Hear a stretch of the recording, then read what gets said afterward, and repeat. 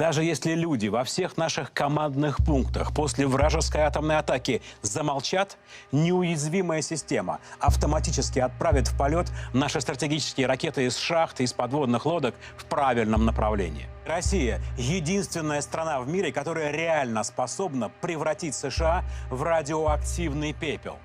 Some of that bombastic rhetoric, is right out of the Cold War. Мы скатились, по сути, во времена новой холодной войны. Чуть ли не ежедневно нас объявляют самой страшной угрозой. То для НАТО в целом, то отдельно для Европы, то для Америки и других стран. Of course, the people who use it say that it's Putin that's done it. Newly declassified US intelligence report claims Vladimir Putin ordered hackers to meddle in the US presidential elections in a bid to help Donald Trump win.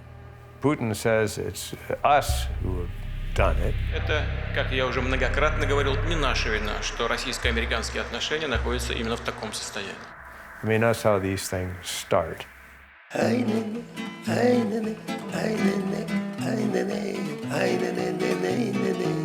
The red flag came down over the Kremlin tonight as President Gorbachev resigned.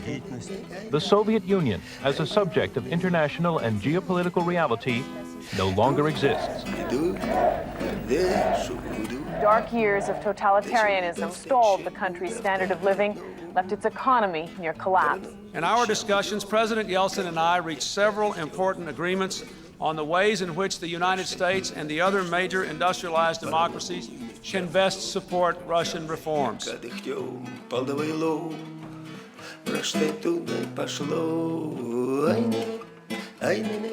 To go from superpower down to falling on such economic hard times and requiring some degree of assistance, that's a harsh pill for anybody to take. And I think the international community didn't really take that seriously. Russia opened itself up to foreign expertise, and ordinary Russians did not reap the benefits. Все, что делает наше сегодняшнее правительство, во вред коренного населения России, русского народа. Директор средней школы сельской и говорит, дети от голода падают в обморок. Мне трудно что-то сказать, потому что жизнь невыносимая. That failure really helped to set the stage for a return to the era of suspicion of foreign influence.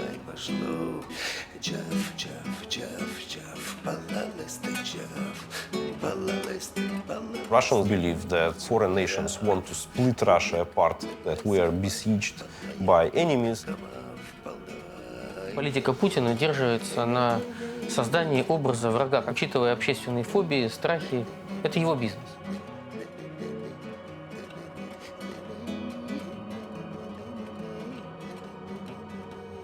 By demonizing groups that are American or Western, the government is using the West as a kind of political enemy to build up its own domestic reputation.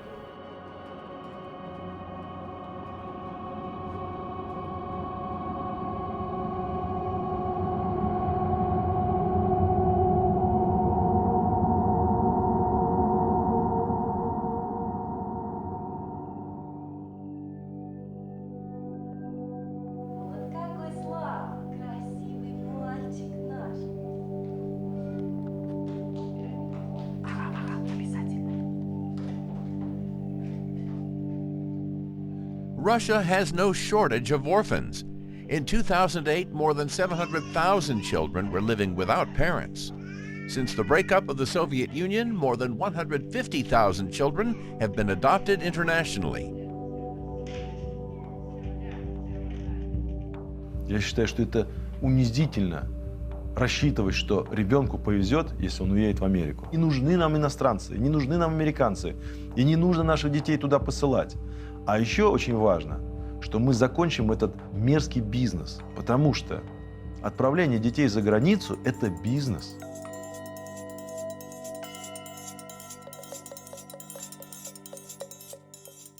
В мире, наверное, много мест, где уровень жизни получше, чем у нас. Ну и чего? Мы туда отправим всех детей? Можете сами туда переедем? Кажется, что наши ресурсы безграничны. А это не так. Ты мне вот что скажи. Ты очень хочешь, чтобы у тебя были мама с папой? Очень хочешь. Ты их будешь любить? А если вдруг приедут родители не из России, а откуда-нибудь из другой страны, из Америки, ты согласишься поехать с ними? А? Поедешь, да? Хорошо, Машенька. Посмотрим, что у нас с тобой получится. Может быть, у нас все с тобой и выйдет. Может быть, получится. When I say orphanages are fine, I don't mean it as in it's a perfect place to grow up. I meant as in, I guess it's safer than being on the street. I guess as a kid, you don't really know why you're taken away. So sorry. А мама и папа твои далеко?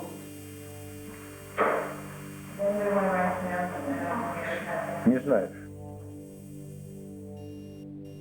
I remember as a kid being in this orphanage, getting connected with one specific caregiver, and it looks like she was giving me more attention that she would give to other kids. And I felt really, really connected.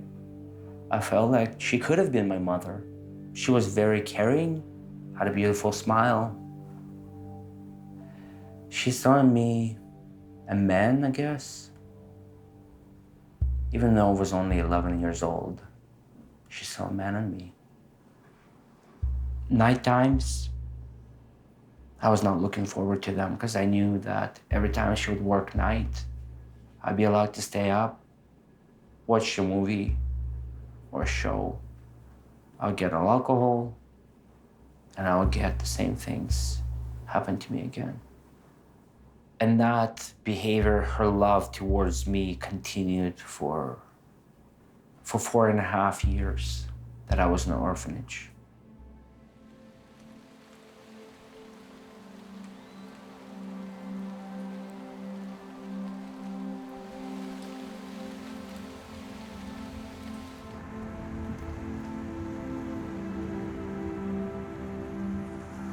When I went to the orphanage, I was very confused because I was like, where's my family? You know, where's my sister? Where's my mom?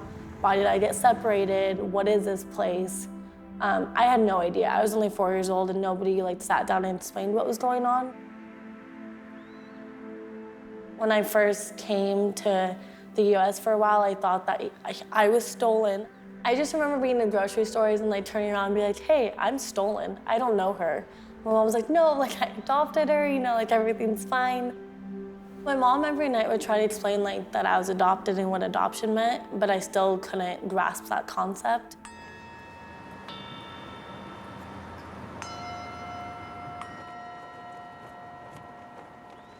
Alex, what are you doing?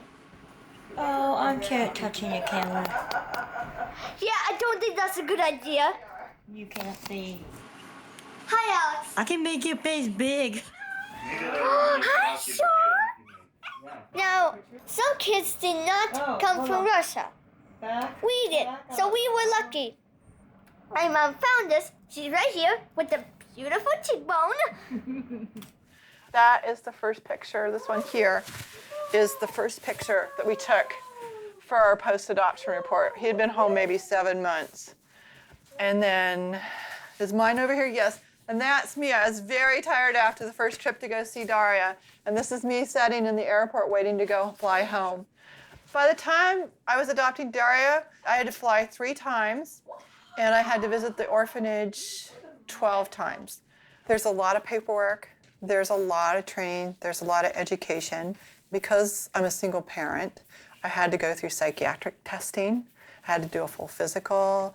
I had to do a financial disclosure. They know everything about my finances. They know more than my mother would know. So it was quite exhaustive. I mean, there was nothing in my life that they didn't examine before I was allowed to even accept a referral to a child in Russia. So this is my room, and basically I love ponies. Right here, she's the queen of all the ponies. don't talk. I remember some. I remember that I had a room and I made fire because I hated that place. And whenever I rocked, the man smacked me. Please don't say get out. I'm really sorry I've said that. No, there's nothing to be sorry about. No, absolutely. Say how you want, sweetie. Yeah. And that man was fat. He gave me a really dirty shot. The water was like so cold. He put mud in it and soap, then rubbed it all over my body. And then he just took me and said, "Go to your room. Your mother would never come. Your mother's not even real. So that's why she doesn't even love you." And then I screamed and said, "Mommy!" I decided to give the kids unconditional love right up front, right? And so even when they do the most irritating things for me or their behavior is so poor, I go, well, that was the choice I made to give them a chance at life. Отказываясь от иностранного усыновления, считая его все-таки позорным явлением, недостойным нашего общества, мы должны сегодня... Pavel Astachov was a lawyer in real life. He was a lawyer on television, and then he became what's called the Children's Ombudsman of the Russian government. And so he was responsible for overseeing the rights and well-being of children throughout Russia. He is a good soldier. He became kind of the public face of the Russian government. Я всегда говорил, что Россия должна прекратить иностранное усыновление. Лучше, конечно, чтобы это естественным путем произошло. Мы должны ответить на те случаи насилия. А ведь вы не о всех даже знаете. It would always be about the United States is bad. U.S. parents are irresponsible and can't take care of these Russian kids. The U.S. system is neglecting Russian children. The U.S. justice system is rigged against Russian citizens. Americans can do no right. Народное право изучал в Америке. Вообще-то я закончил Питтсбургский университет, и меня так учил мой профессор Джулиус Лобел, который, кстати, сам судился со всеми президентами США. Он всегда учил, что любой недружественный шаг должен натыкаться на противодействие. Pavel's path here was a little bit different. His education in Russia was part of the KGB training process. It didn't make any difference to us. What mattered to us was that he had the legal education prerequisite that we require for any incoming LLM student. Pavel was interested in law and American culture and the kind of television persona of lawyers as well as his studies here, and he probably took both of those back with him. Данный иск подлежит удовлетворению полностью. When he became Commissioner for Children's Affairs, we were quite interested in that and proud of it to see that someone who was educated here would have a position like that. And it certainly has been an important position, I think, in the relationships between the United States and Russia. В 2011 году, за прошедший год, 3 700 000 зафиксировано преступлений против детей. Простите меня, мы что, будем ждать, когда дядя Сэм приедет, заберет наших детей и осчастливит? Russia's parliament singled out the United States recently in voting to no longer allow Americans to adopt Russian orphans.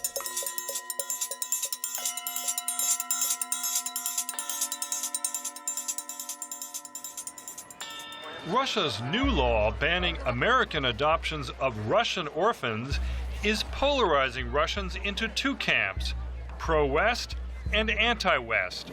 I feel ashamed that I am a member of the parliament who voted for this law. In the first reading, I was the only one who voted against this Dima Yakovlev law.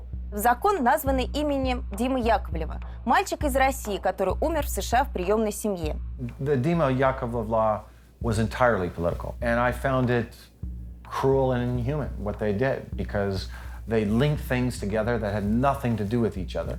Now, President Putin has signed off on a bill aimed at U.S. citizens accused of abusing the human rights of Russians. It includes a ban on Americans adopting Russian children. The restrictions came about after Washington introduced travel and financial sanctions against Russian officials it alleges are involved in rights violations. Я предлагаю проголосовать за этот закон. Этим самым мы дадим американской стороне достойный, жесткий и адекватный ответ. Вы считаете это нормально? Что здесь нормального, если вас унижают? Вам это нравится? Вы садомазохист, что ли? Но страну не надо унижать. There was so-called Magnitsky Act in the United States, which was targeting our corrupt bureaucrats who were immediately responsible for the death of lawyer Sergei Magnitsky in Russian prison. I think we are sending a signal to Vladimir Putin and to the Russian kleptocracy that these kinds of abuses of human rights will not be tolerated. So they did that, and they put all these Russians on a list. So what are the Russians going to do? I mean, they're going to have to whack America somewhere. So where can you hit Americans? Well, get them on the kids.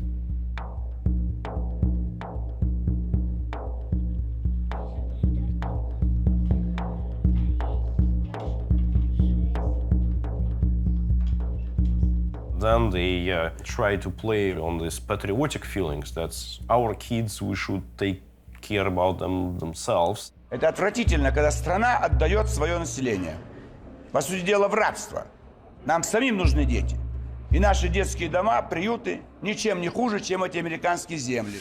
Plus, there was this speculation about they are not safe in other countries, and it's easy to sell such like horrible stories, like the kids are being adopted to be traded for particular organ transplantation. You know, this kind of things. You know, so to agitate the society. 60 тысяч детей-сирот вывезено в Россию. И даже если 1/10 детей-сирот будут замучены, использованы на трансплантацию органов или для сексуальных утех, то все равно хватит тех 50 тысяч, которые потом будут вербоваться для войны, может быть, даже и с Россией.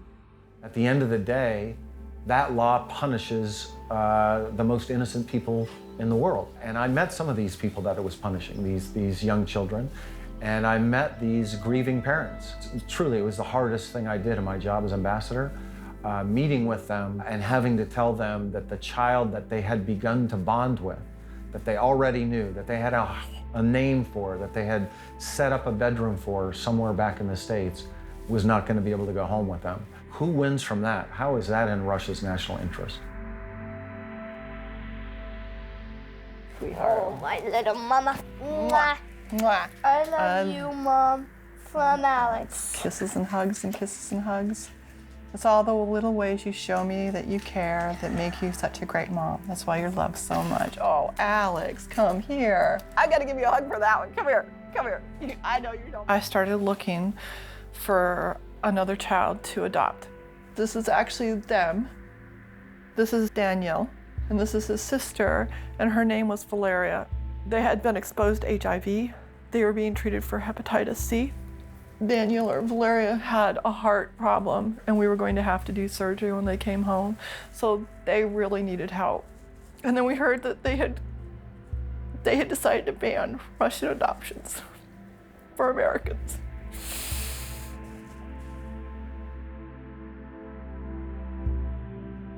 I offered through my agency to give them the medical treatment. If they was just given, I was even just given temporary guardianship by the Russian courts, I could have flown them home and given them medical treatment. And I offered that. I offered all sorts of guarantees, and I never heard anything back. And I kept asking for updates. Nobody would give us updates. I don't even know if they're okay, if somebody actually adopted them. I think they pay a very big price for some very silly politics, and I'm very sad about that.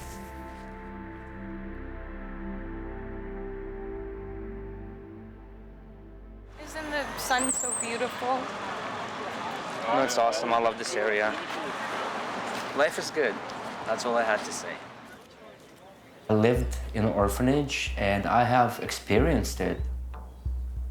The good, the bad, and the worst of it. I've heard the idea of Russian politicians basically saying that it is better for our Russian kids to stay in our orphanages than being adopted to North America. I absolutely disagree with that. Me growing up in a Russian orphanage compared to the life that I have now in North America with parents and the people that love me, it's better for a kid to have a better future and a family than growing up in an orphanage. Way better. Much better. Являясь противником иностранного усыновления, я верю в наши силы. Очень хорошо, что такая дискуссия сегодня развернулась. Очень хорошо, что она такой остроты достигла, когда решается вопрос уже на политическом уровне. I spend a lot of time working all adoption issues here in Washington with politicians. More than once, there has been a politician, a senator, a congressperson who has raised this issue with Russia and said that for normal relations to happen again, the ban on intercountry adoption to America will have to be lifted. That is part of the reset conversation that we need to have.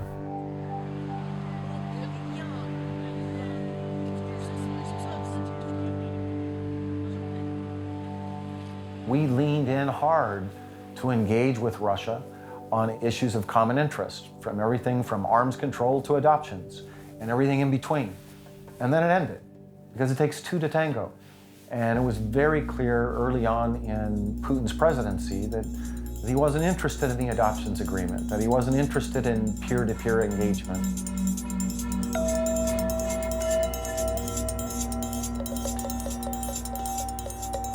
After 2012, when Putin returned to the presidency, there were clashes between riot police and protesters, which kicked off a national propaganda campaign on the part of the government to demonize the opposition movement as American stooges, as paid. There was talk that the State Department and the United States government was paying and supporting in other ways with expertise and money the protest movement. This is in fact an American plot to destabilize Russia and overthrow the Russian government. Как работают тайные каналы связи российской оппозиции с США и Британией, кто кого курирует и, главное, стратегические цели каждой из сторон. Секретные материалы теперь в Москве. After Putin came back, the mood changed rather radically because he really cracked down on those kinds of demonstrations and on that kind of political organization. Так зачем все-таки эти люди пришли в американское посольство? Что они услышали от нового посла? К ним эти ребята, они ходят как на работу. Кто такой Макфол? Дипломат? Автор перезагрузки? Или конструктор оранжевых революций? We became the enemy, and I personally became the poster boy for that kind of rhetoric from the Russian government. The Dima Yakovlev law was very much aimed at clamping down on foreign forces operating in Russia, and the adoption side was one aspect of that law. Dima Yakovlev law also prohibited Russian citizens who had both citizenship in Russia and the US from running an NGO, from being deemed the head of an NGO. That resulted in some changes in some of the NGOs like Human Rights Watch. When I go back and I look at these NGO programs that I run, is Putin against placing young children in loving families? Because that's what we were doing. Is Putin against the work with children with disabilities to help them integrate in society? Is Putin against free and fair elections? Well, maybe so, right? So it's a spectrum. But in shutting down the support that the West provided for an electoral monitoring group like Golas, Voice, he wiped out all these other kinds of connections. People thought it was important for NGOs and civil society between the US and Russia to work together. But in the Russian government, there was fear that NGOs could be part of a strategy to confront the Putin government. The wave of police raids against non-governmental organizations, foreign cultural organizations, and human rights groups continues in Russia. Russia passed this foreign agents law aimed at all organizations that receive foreign funding and do so-called political activity. Now, the definition of political activity is extremely broadly written, and it can include anything, from advocacy to trying to change policy to trying to change attitudes. It's been very actively applied to organizations who are working in particular on human rights, corruption, transparency, access to justice, torture. The Dignity Project was with the Committee Against Torture. I went to Nizhny Novgorod, Russia, in order to lecture on the treatment of severely traumatized patients. We were arrested. I was sentenced to leave the country. I had witnesses that were not heard. Everything is made up in Moscow in advance. That means that the judge has no real role. It just follows the instructions.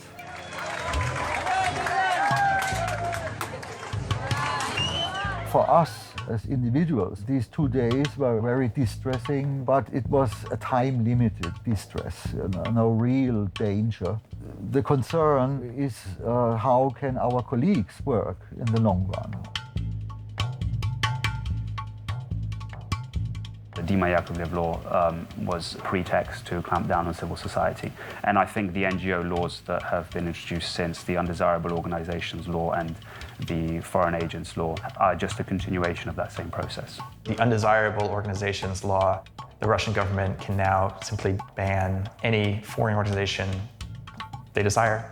Those organizations, their aim is to support Russia in its transition to democracy, aims which are directly counter to the Russian government. It does not believe in Western democratic norms, or at least in their positive influence on society, and it doesn't want these organizations influencing the course of events in Russia.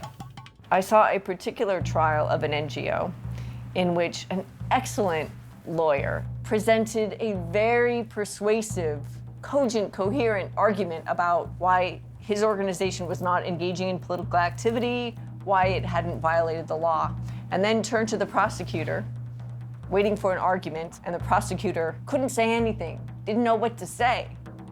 And when the lawyer said, well, maybe you could point to one of the constitutional provisions that you say we're violating, and again, the prosecutor couldn't do that. Couldn't say anything, and the judge is laughing. The judge is laughing at the prosecutor. Everyone in the courtroom is laughing at the prosecutor. But what happens? An hour later, the judge comes back in and rules for the prosecutor, because that's how things work.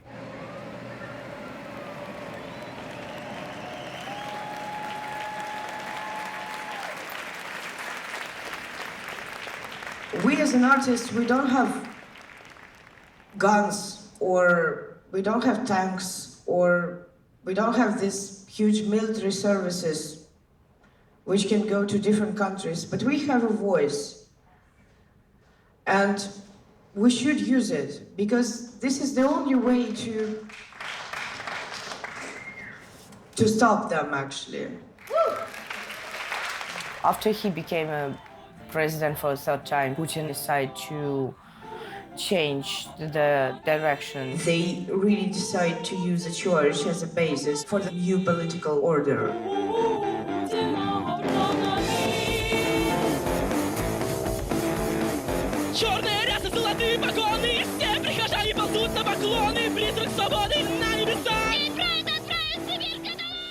Our performance was just a week before the election day. They somehow made us first people who will have like the strongest punishment. Конникова, Самуцевич и Алехина совершили хулиганство, то есть грубое нарушение общественного порядка, совершенное по мотивам религиозной ненависти и вражды. If we will take our case and our time in prison, we spent 2 years, but we are alive. We were not beaten and we were not tortured. Since our action, country really changed. And now, if you will look just for the case of Ildar Dazin, who went to prison for 3 years just for holding poster against the war, he was tortured in prison and raped just because he's a political prisoner. The role of the criminal justice system in the control and in the persecution of opposition figures and NGOs. It sounds dramatic, but it's a travesty. It is heartbreaking to witness. There has been control emanating from a sphere of the government, and that cannot be disrupted. And so there are many Russian thinkers who are now comparing the use of the Russian court system now to Stalinist times and Stalin's show trials. It's just a sad situation when an entity that in other societies is used as such a great shield of protection, it's completely inverted in the Russian system, and it's only a tool to beat down.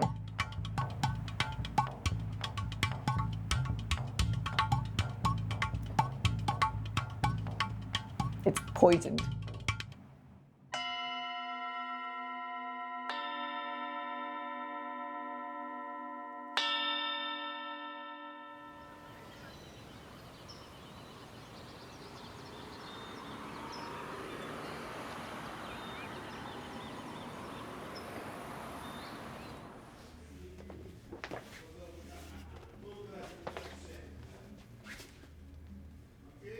Лицо зверское, кинжал.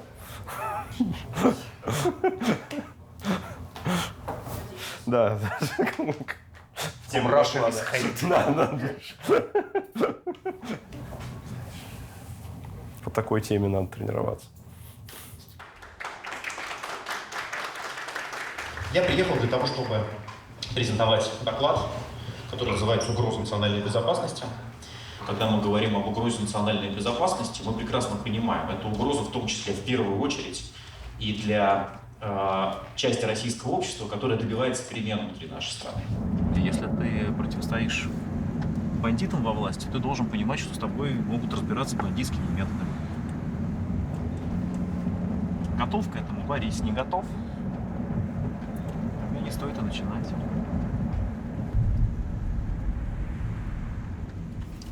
Да, я был абсолютно готов к возможному преследованию внутри страны, но я, конечно, не думал, что они просто меня заблокируют за рубежом. В Кремле же не дураки сидят, поэтому это все делается очень иезуитски. За границу, и особенно Штаты, очень любит и депутат Илья Пономарев. Там нравится настолько, что он не пришел в басманный суд. Оно понятно. Пономарев теперь заочно арестован по делу о растрате в фонде Сколково. У меня же отобрали абсолютно все деньги, да, я начинал заново с $20. Это все, что у меня наличными было, да, то есть в момент ареста счетов.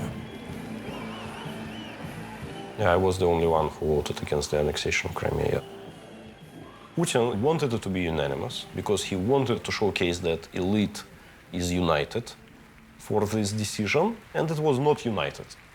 Решение депутатов было сегодня единодушным, за одним исключением. Репортаж Александра Батухова. После обсуждений, которые продлились без малого 1,5 часа, было объявлено голосование за ратификацию договора о вступлении Крыма в состав России. Закон принят. Этим единственным, кто проголосовал против, оказался депутат Илья Пономарев. Лишить мандата Пономарева с формулировкой признать досрочно прекратившим полномочия депутат Пономарев. В чистом виде антигосударственная линия. There is a democracy in the sense that I can vote as I voted. There is no democracy because there are consequences. Where my constituency is in Novosibirsk, majority of people have Ukrainian roots. So for me, the way I should vote was absolutely obvious. Молодой человек, который вышел на меня изначально на Фейсбуке и попросил, то есть можно ли сделать депутатское обращение. Он находится в Мордовии. Давай, открой. Being still a member of Russian parliament, I am working for my constituents. I smuggled my voting card, and I have still my network of my political aides. It's probably the most oppressed network of political aides. When the voting on annexation of Crimea happened that time, I was chief of Ilya's electoral campaign in Novosibirsk. But like that time, one of my friends, KGB guys, FSB guys, came to me and suggested to leave the country. He told me that, you'd better live by yourself, or, we always can find some drugs in your bag and you will make all the confessions that we need you to make. Я встречал же здесь свое 27, кажется, 28-летие. Я по городу обходил. Голден Гейт. Единственное, что до Алькатраса я не добрался. Так это от суммы я от тюрьмы не зарекаюсь. Да. Я вообще не поняла, когда в моей жизни случился этот переход от того, что я просто сижу и там пишу письма как помощник депутата Госдумы. И начались там сначала постановка жучков у меня в моей квартире в Москве, а потом, когда начались какие-то вопросы ФСБшников ко мне по поводу того, что неплохо было бы покинуть Россию. Я ж не герой Пономарев, который может проголосовать один против аннексии Крыма. Я просто человек, который следует своим каким-то убеждениям, своим воззрениям, и который хочет засыпать каждый вечер там спокойно и не думать о том, что вот где-то я соврал, неправду сделал, где-то мне будет стыдно там. И если человек следует своим убеждениям и просто ведет себя по-честному, получается, что в России такие люди не нужны, к сожалению.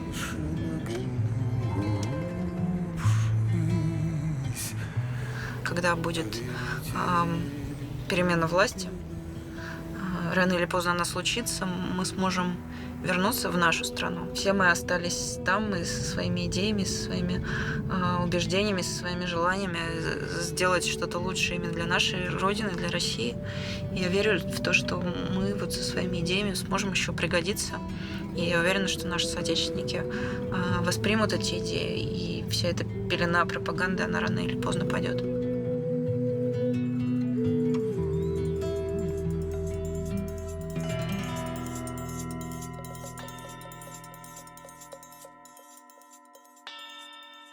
How do you draw the line between what you seem to be considering as legitimate media and what you would describe as propaganda? Russia Today falls exactly under definition of foreign agent. And Russia Today is consciously trying to influence not only US but British political processes, continental Europe. They help ultra-right and sometimes ultra-left to destabilize the country. As we see it from here at RT, we are trying to present an alternative point of view to global affairs. You are trying to influence other countries' policies directly, and that's your objective. You are very well done.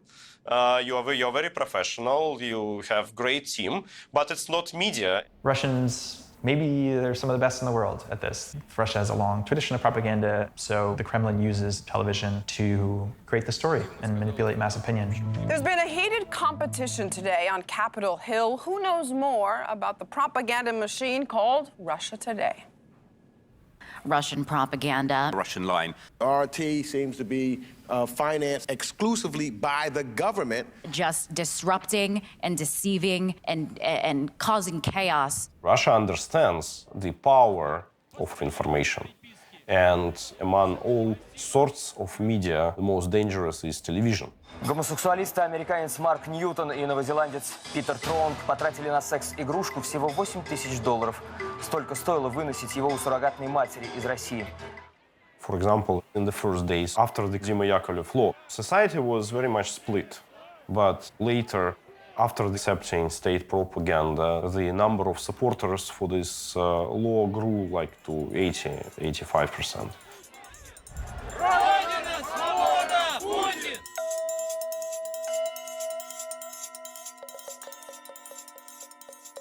You know, being here on a Kremlin-funded propaganda network, I'm going to wear my gay pride suspenders and I'm going to speak out against the horrific anti-gay legislation that Vladimir Putin has signed into law that was passed unanimously by the Russian Duma that criminalizes homosexual propaganda, that effectively makes it illegal to talk about homosexuality in public. We've seen a spate of violent attacks on gay people in James, Russia. of course, we'll discuss it later, but what about Bradley Manning first? I'm not really interested in talking about Bradley Manning. I'm interested in talking about the horrific environment of homophobia in Russia right now. In 2012 and 2013, the Russian government unleashed a campaign against LGBT people.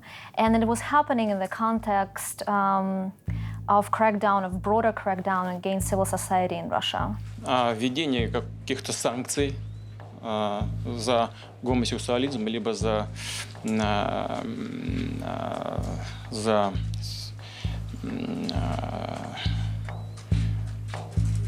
Хули ты так одет, ебать? В смысле, тематическая вечеринка? На нахуй. It's clear that authoritarian leaders have always tried to create enemies to strengthen their own power. And this is ultimately how Putin is painting pictures of LGBTI people, of NGOs as enemies of the state, as something that the rest of society should be afraid of. And the fact that this is coming at the cost of dignity and respect of many people is apparently not important in that context.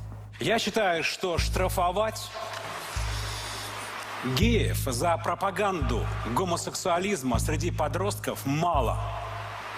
Им нужно запретить донорство крови, спермой, а их сердца в случае автомобильной катастрофы зарывать в землю или сжигать как непригодные для продолжения чьей-либо жизни. This state-sponsored hate speech on television, in media, describing LGBT people as a Western import, describing them as something that doesn't belong in Russia, essentially changed Russia drastically and very, very fast.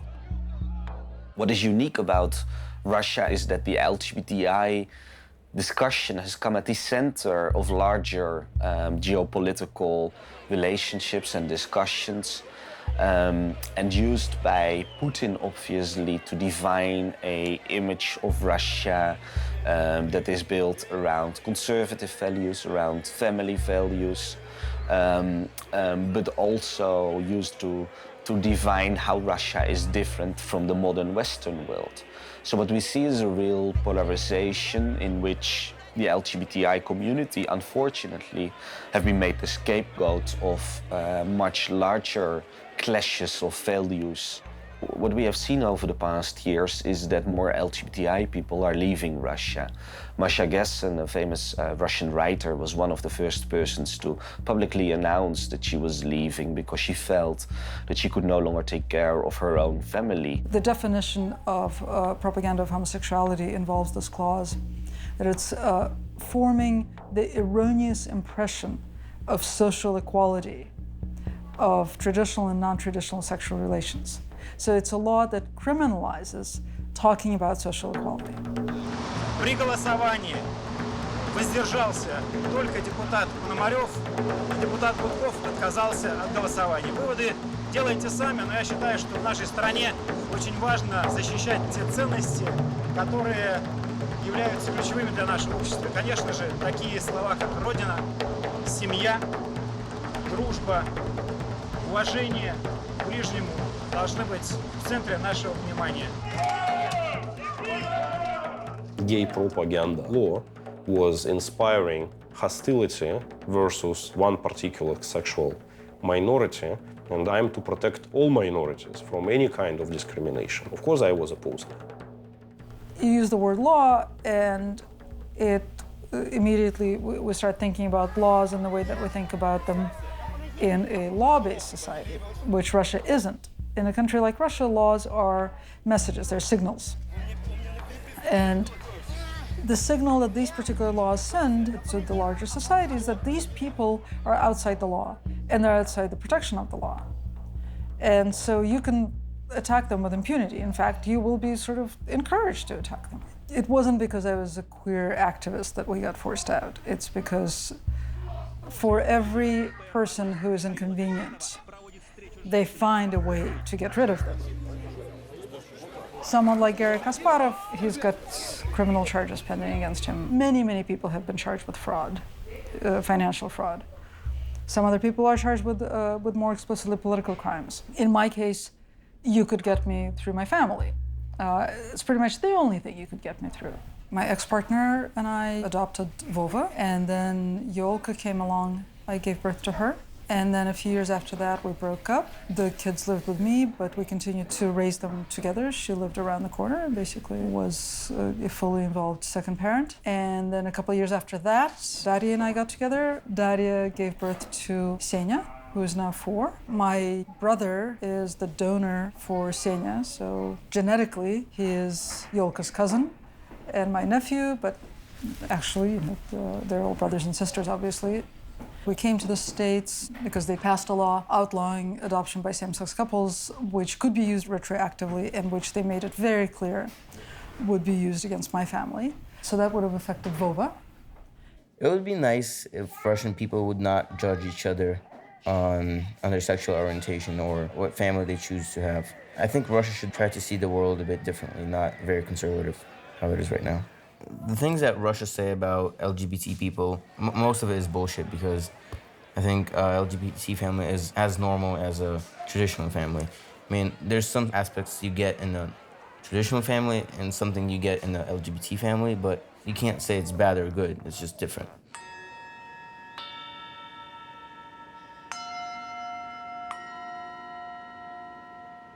That was the second day with him. Yeah. He was happy. He was happy. He was so tenacious. He had his own will. Yeah. And we were pretty easy to bend to it because he was a beautiful little boy.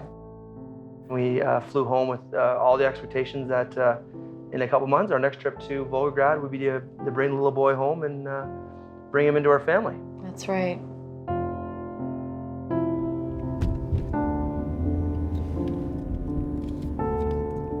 I remember that moment vividly. I was driving my car south on a road close to home, and our petitioner called me and said, "What are you doing right now?" And I responded that I'm in the car, and she goes, "Pull over. You don't want to be driving when I talk to you." Мы вводим запрет и на усыновление российских детей иностранными гражданами, одинокими иностранными гражданами тех государств, где приняты законы о легализации однополых браков. It was the day of our baby shower. I had to go in there and be really happy as people were giving me these gifts, and I was getting emotional because I wasn't really sure if I was going to have to take them all back.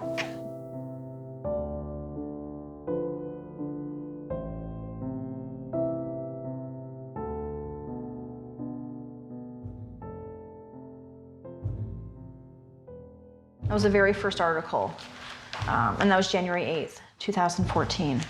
We wanted to get into a national newspaper. We were hoping, to get the story picked up in Russia was really the whole intent. She was just so tiny and really sweet. She wanted to be held, and we played games with her. And I think it was within, less than half an hour, and Derek said to our translator at that time, "We're going to sign the papers." And so we had to leave on July 1st, which always will be in my mind because it was Derek's birthday, and I remember saying to him, what an amazing birthday gift that, we get to spend this with our new daughter. Early September, we called our coordinator to find out what was happening. And she had basically said, I just returned back from Russia, and there's been changes there. The one major issue that they had was in regards to same-sex marriages in Canada, and that a child might potentially be placed into a family that, in Russia's opinion, wasn't a natural family. Everyone was asking for clarity. What does this really mean? We can show that we're not a same-sex marriage. We proved and demonstrated to them that we were married in a church, that if something were to happen to Derek and I, we had a very good plan in place to take care of our children.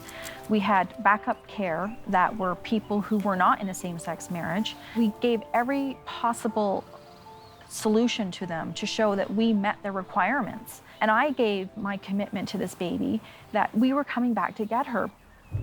Friends of ours, one of the other couples, they had a court date, and it was maybe 10 days before our court date was scheduled. The couple went, and I can remember waking up, and it was like 3 o'clock in the morning because of the time change, and just sitting there waiting for the email to come. We all had a pact that, we would email instantly because we all had skin in this game. I was astounded. My heart just sank when we got the email that said that they got a no, and we couldn't believe it. Statements about the adoption of the child by the persons consisting in a same-sex marriage or a person who is a national of the state in which permits same-sex marriages, the judge rejects such an agreement. With all the information we had, we made that really hard decision not to travel and to close our file.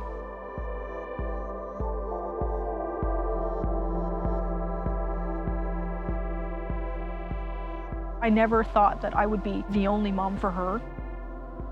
I definitely wanted to be her mom, but I needed her to have parents. And the only way that I knew that could happen is that we released her.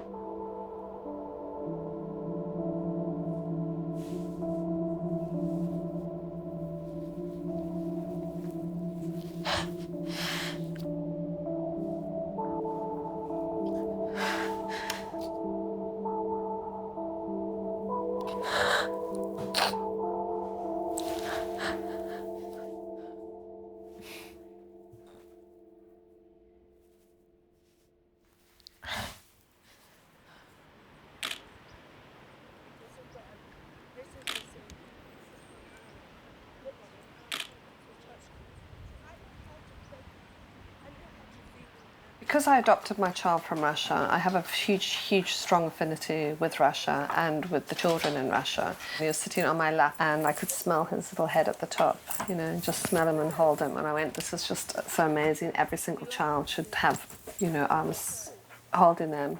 I've set up Growing International Families Together, GIFT, which is an international adoption agency. I started off building a very big and strong relationship with Russia to adopt kids from Russia, which is my whole motivation. Britain doesn't have any agreements with any country when it comes to adoption. I was working with the Russian government to facilitate an adoption agreement. And then we heard all these rumors about the gay marriage things, which I just didn't believe, because I just thought it was just so off the wall. Russia is not going to allow adoptions of their children into countries where they have the same-sex marriage bill. Even though you may be a heterosexual couple adopting from Russia, there is the possibility that if the adoption breaks down, is disrupted, the child will come into this care system and then they will be adopted by a same-sex couple, which is against the Russians' understanding of what an ideal parent is for one of their children in need.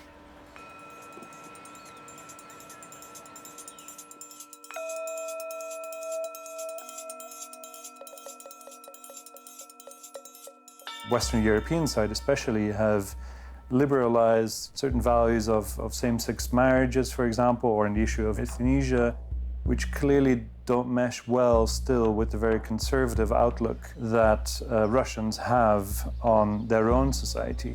And I think the Russian leadership at the moment is clearly tapping into that and trying also to redefine that traditional Russian agenda so as to pitch it more clearly against that of the West.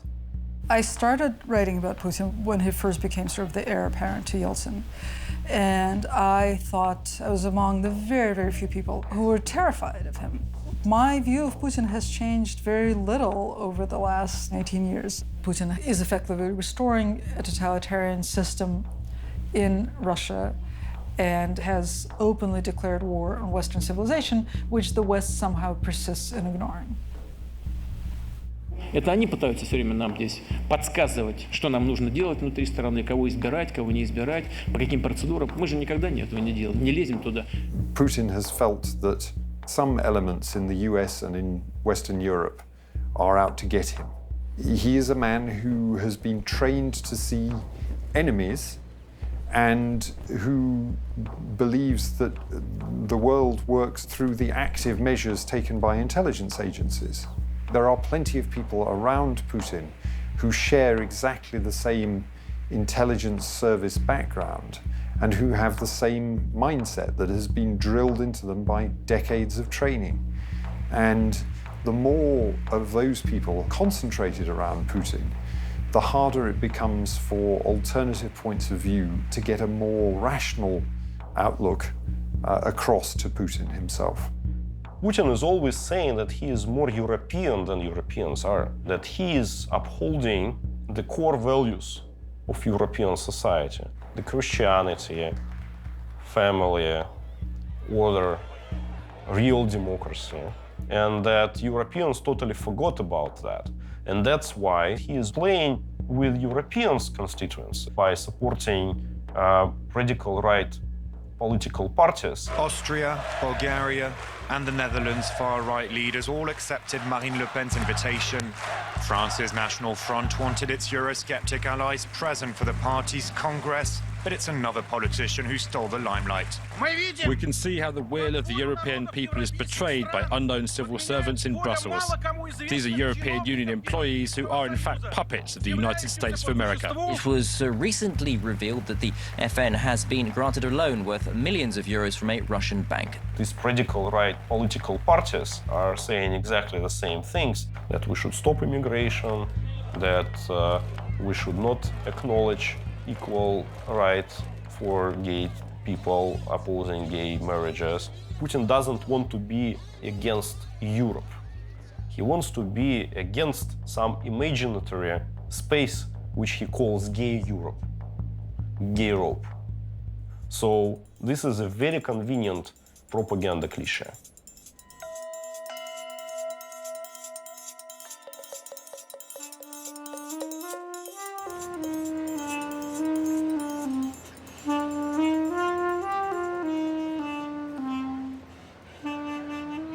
When I was younger, I never thought I was going to be activist or something like this. I was a normal kid. When I came out, I thought that people were going to support me. But in Russia, people didn't understand that being gay is normal, and they tried to change my sexual orientation. So I successfully became to be a refugee in Canada. I found a home here. Psychologists tell to me that gay people is a result of American propaganda in order to destroy population in Russia. But I was 14 years old, and even 14 years old, I understand that this psychologist is a little bit crazy. I'm not a result of American propaganda. I'm gay because I was born with this sexual orientation. At my family, at school, everywhere, it's big homophobia, and nobody protect me. Последние 2 года я слушал вот такие замечания. Как не встречать в родной школе, пидорас. I tried to protest against homophobia with our LGBTQ community in Russia. I was arrested several times. My friends died after being beaten by police. I realized that I have no future in Russia. In Russia, only one way to be survive for me is pretend that I'm straight and love Vladimir Putin. But I cannot do this. I cannot lie so much.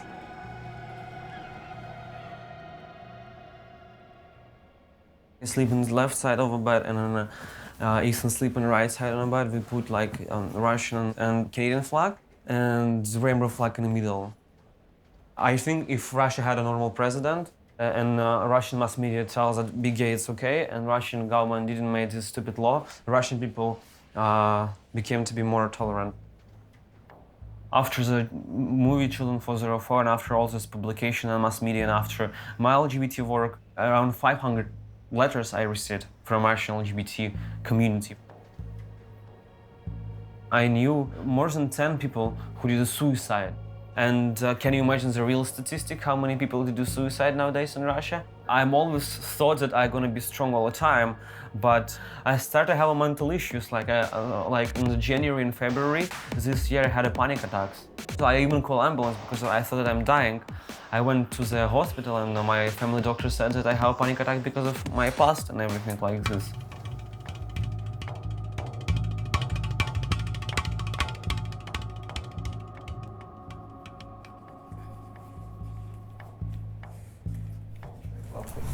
Look, he's bringing in the Russian. Look at that. That's beautiful right there. Well, I have an experience of protesting science. Guys, what do you think? LGBT teenagers from Russia, you're not alone. We together, Canadian LGBT teens. That's amazing. That's perfect. Right, guys? It's perfect, yeah. I think that when I'm gonna have a kids, it's gonna be hard to find homophobic people because of the world gonna change a lot. I'm gonna have children that are going to stand up for homosexuality because that's the only way that it'll stop.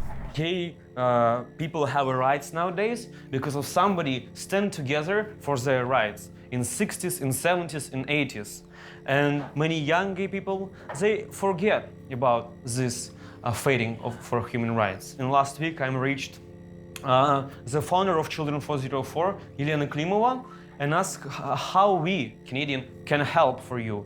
And she says that many Russian teenagers who live in a country full of discrimination, they're looking for us as example. They're looking that we have a free world here. And she said that the best gift which we can make for Russian LGBT society is send a message that we support them and we care about them. Yeah. I feel like Vladimir Putin.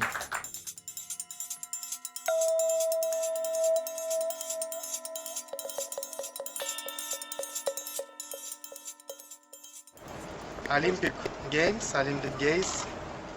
Во всем мире, в принципе, ни для кого это не было проблемой. В России почему-то это проблема. У нас есть запрет на пропаганду гомосексуализма и педофилии. Я хочу вот это подчеркнуть. На пропаганду среди несовершеннолетних. Это разные вещи абсолютно. Абсолютно разные вещи. Запрет на определенные отношения, либо на пропаганду вот этих отношений. I think what we were lacking during the Olympics is a strong stand from the International Olympic Committee that would condemn this type of policies, anti-LGBT legislation. It was perhaps a missed opportunity on the EU side to stand up for values that we espouse, and especially those on gay rights. Our international community didn't say for Vladimir Putin, you made anti-gay law because you hate minority in your country. We will not let you make Olympic game in Russia. But international community didn't do this. Since the Olympic Games, somehow Putin and his team decide that they are not kind of a president team anymore, but they are quasi-gods. Putin's popularity is certainly surged with the Olympic Games, which boosted Russian confidence, say, on the international plane, saying, here we are, we're able to organize these wonderful games, and actually we didn't do too badly on scoring medals. On that wave of enthusiasm, I think Putin managed to follow on with the invasion and annexation of Crimea and actually take it with lots of support. I mean, you see the popularity ratings of Putin at the time, you know, they go up into the Soviet figures, 80%, close to 90%. Президент Российской Федерации Владимир Владимирович Putin. I was at a conference of people who are active in opposing Putin, and I was shocked to see how many people are living in exile. It feels like a huge drain. During first 2 years since the annexation of Crimea is some 1.5 million people who left Russia. And this is the most energetic, creative, advanced part of the population. It has become very difficult for think tanks to find, you know, independent voices who are not intimidated in speaking their minds. We see that quite a number of those Russian experts have in fact relocated to Germany or to the US.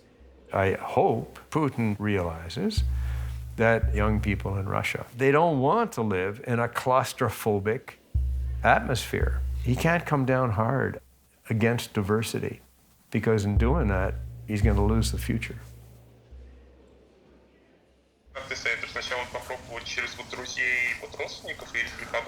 Приглашению визу получить очень трудно. Моей матери отказали в визе, потому что она одинокая женщина.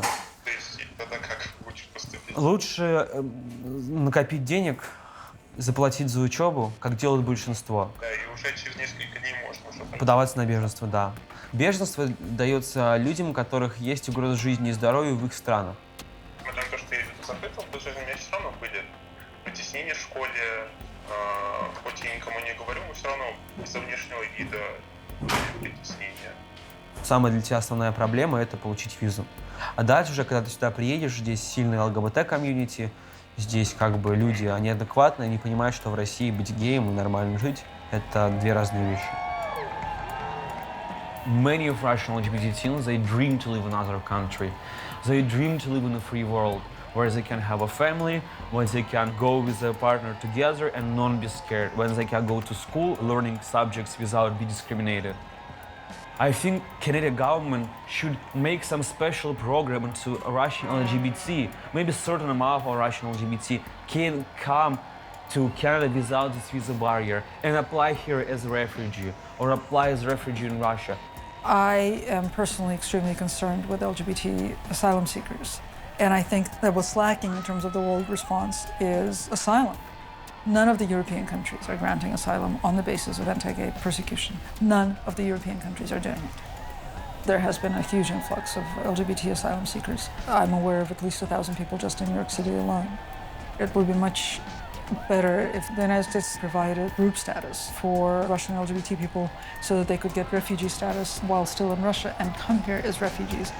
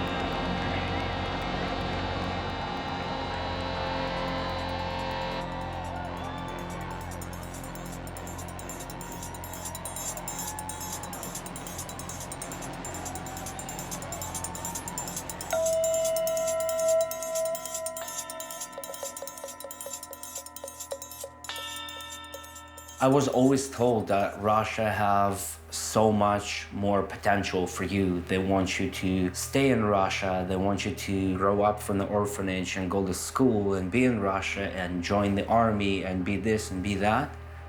But deep down in your heart, you always felt like, no, this is total crap. No one would care about you. As soon as you're out the door, out of the orphanage, that's it. It's you alone by yourself in this world, and it's either you make it or you don't. No one would care. The orphanage itself, it looks nice and everyone welcomed you at first and you felt like you going to be belong in that place and it felt like this is the place where you're going to be loved. But you were not allowed to express yourself. You were not allowed to be your own personality. It felt like they're giving you the personality and it felt like they're making you into something they want you to be. It was all about basically following the orders, following the rules. You were not allowed to express your own opinion, your thoughts. I don't know, in a way it felt like they want you to do the things the way they want you to do the things. Looking back at it, it felt like they want you to be kind of like a mechanical robot. Whatever they make you into, whatever they want you to be, that's what you're gonna have to be, and that's what you're going to be. And that's what I did not like about the whole system.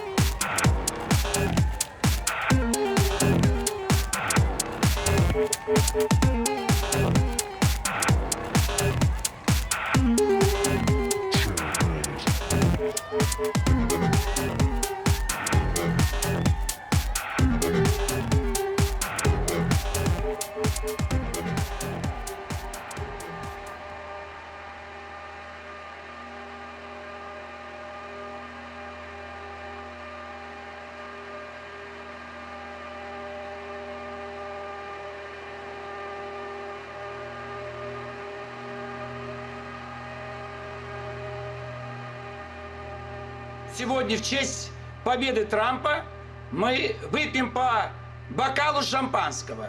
И я пригласил всех в Государственную Думу. Кто пришел, мы им всем налили бокал шампанского. Депутаты были, журналисты. Это наша общая победа. Это праздник.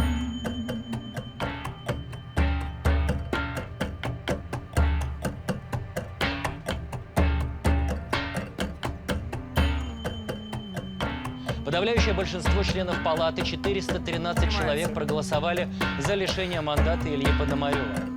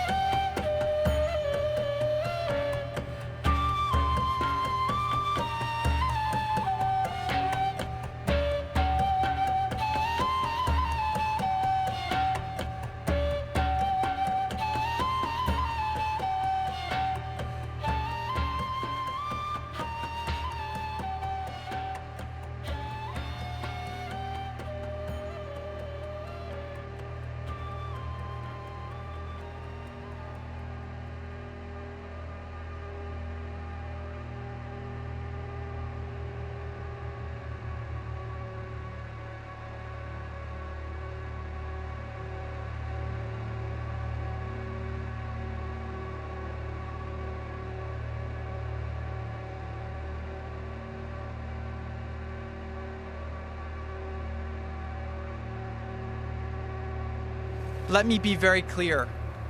I did not collude with Russia, nor do I know of anyone else in the campaign who did so. I had no improper contacts. I have not relied on Russian funds for my businesses. And I have been fully transparent in providing all requested information.